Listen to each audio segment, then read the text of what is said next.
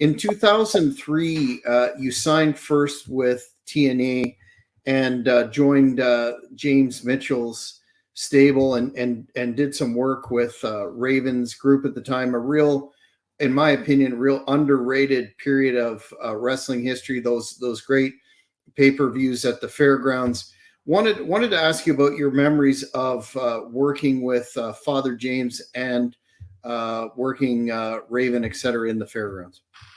Yeah, that was definitely a really fun time for me. I learned a lot. I was still pretty wet behind the ears at that stage of the game, but was surrounded by people that, were kind and had heart and had brains and taught me a lot of things, from Jim Mitchell to Wolfie D to Shane Douglas.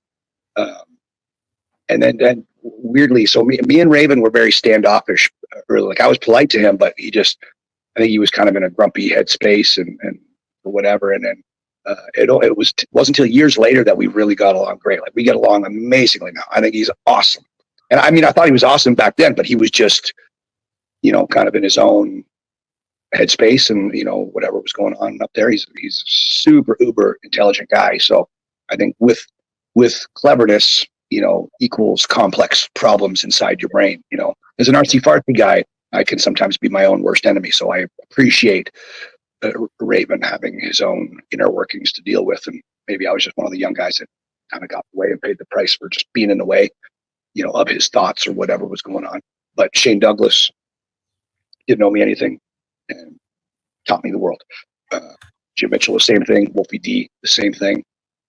Kid Cash, the same thing. I was just surrounded by some really, really great guys that are skilled and talented, and all of them have heart.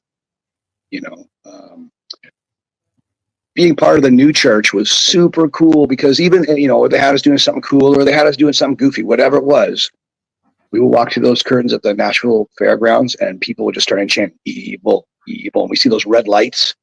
It was really just the stuff of magic. It was so cool, And I remember years later, we did one of those one night only TNA pay-per-views, Impact pay-per-views. And me and Jim Mitchell and Wolfie D, it had been years, and all three of us walked through catering together. And this is in Florida, like it was being taped in Orlando. So we're all in like beach shorts and flip-flops. So like, of course we're wearing, I'm sure, we're not in black leather and chains. We're in like flowery, fluffy beach shorts and flip-flops, and even dolled up, dressed up like,